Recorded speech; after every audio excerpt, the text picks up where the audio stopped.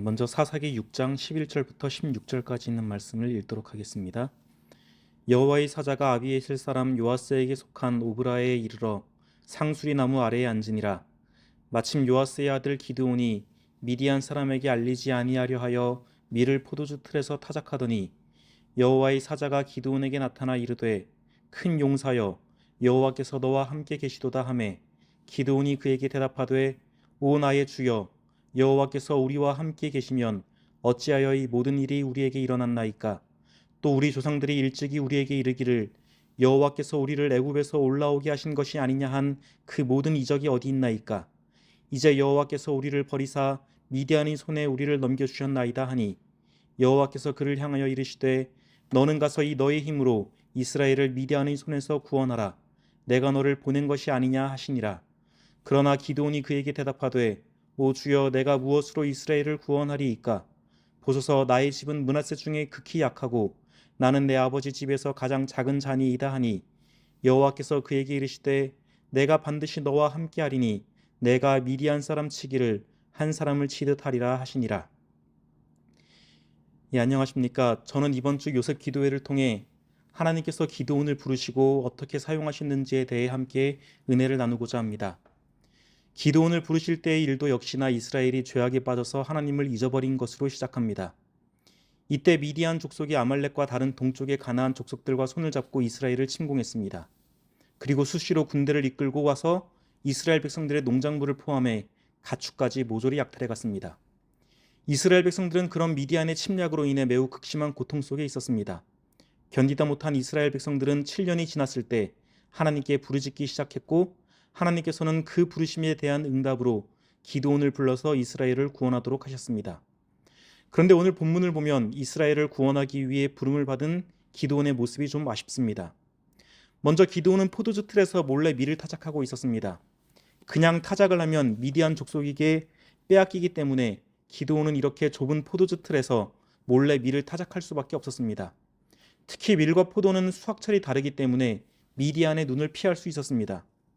미디안의 악랄함을 생각하면 이해되기도 하지만 솔직히 영웅적인 기계가 느껴지지는 않습니다. 하나님께서는 큰 용사라고 부르셨지만 별로 큰 용사로 보이지는 않는 모습입니다. 등장이 좀 실망스럽습니다. 그런데 이것만이 아닙니다. 하나님이 부르셨는데 그에 대한 기드온의 대답은 매우 부정적입니다. 하나님의 말씀에 대한 기드온의 대답은 오 나의 주여 여호와께서 우리와 함께 계시면 어찌하여 이 모든 일이 우리에게 일어났나이까. 또 우리 조상들이 일찍이 우리에게 이르기를 여호와께서 우리를 애굽에서 올라오게 하신 것이 아니냐 한 그 모든 이적이 어디 있나이까였습니다. 이 대답은 하나님의 말씀을 직접적으로 부정하는 것입니다. 기드온은 대놓고 하나님이 우리와 함께하지 않는다고 말하고 있습니다. 그리고 13절 마지막에는 이렇게 못 박습니다. 이제 여호와께서 우리를 버리사 미디안의 손에 우리를 넘겨주셨나이다. 하나님이 우리를 버리사, 이것이 여호와께서 함께 하신다는 말에 대한 그의 대답이었습니다. 이것은 좀 많이 삐뚤게 나가는 것 같습니다. 겸손으로 포장할 수 있는 말이 아닙니다. 다른 것도 아닌 하나님의 말씀에 대한 부정이라고요. 이건 좀 선을 많이 넘은 것 같습니다. 그래도 하나님은 다시 기드온을 부르십니다. 내가 너를 구원자로 보냈다고 하셨습니다. 그러나 그것에 대한 기드온의 대답은 또다시 부정적입니다. 이번에는 본인의 처지를 이야기합니다. 내가 무엇으로 이스라엘을 구원하리이까? 나의 집은 므낫세 중에 극히 약하고 나는 내 아버지 집에서 가장 작은 자니이다. 기드온이 이렇게 삐딱하게 나오고 계속 의심하는 것은 나름의 이유가 있기 때문입니다. 기드온은 상처가 있는 사람이었습니다. 기드온의 말들과 이후에 나오는 모습들을 살펴보면 기드온의 상처가 무엇인지 어느 정도 파악할 수 있을 것입니다. 기드온은 하나님의 명령에 나의 집은 므낫세 중에 극히 약하다고 대답했지만 사실 따지고 보면 틀린 말입니다. 기드온의 집은 매우 잘 사는 집입니다. 우선 집에 종들이 꽤 많았습니다. 27절을 보면 우상을 회파할 때 종 10명을 데리고 그 일을 합니다. 집에 종이 한두 명도 아니고 10명이 넘게 있습니다. 거기에다 이들이 부셔버린 우상은 바로 아버지인 요아스가 지은 바알 신상입니다.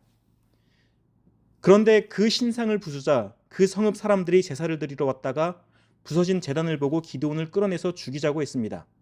그러니까 아버지가 만든 바알 신상인데 그 지역 사람들이 모여서 제사를 드렸다는 것이죠.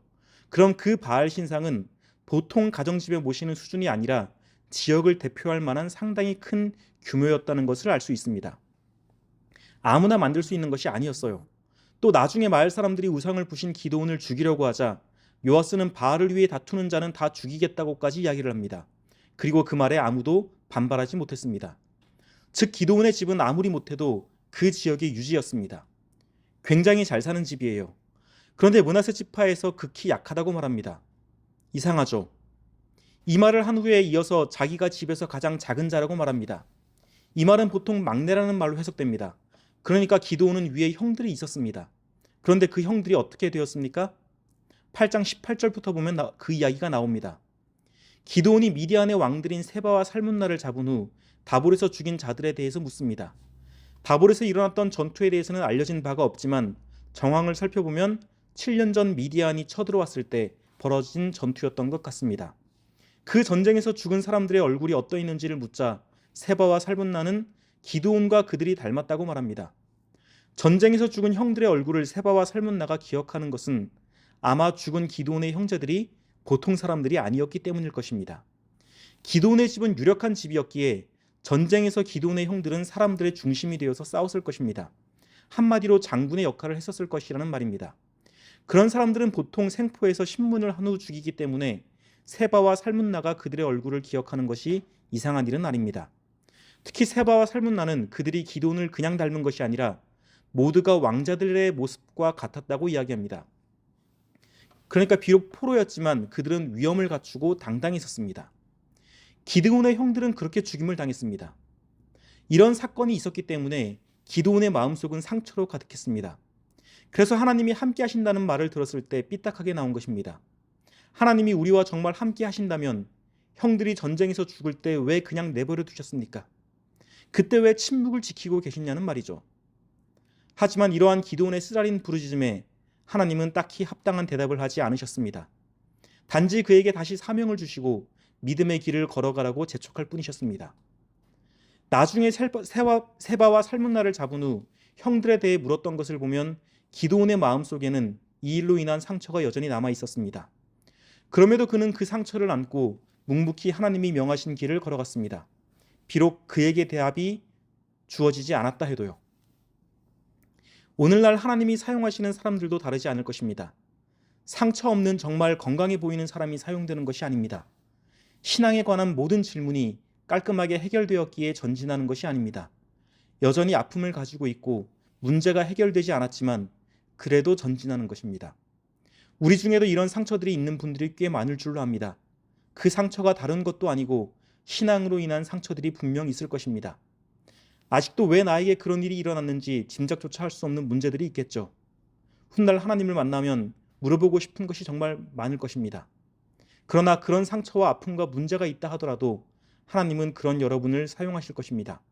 상처가 없어지면 문제가 해결되면 움직인다고 생각하지 마십시오.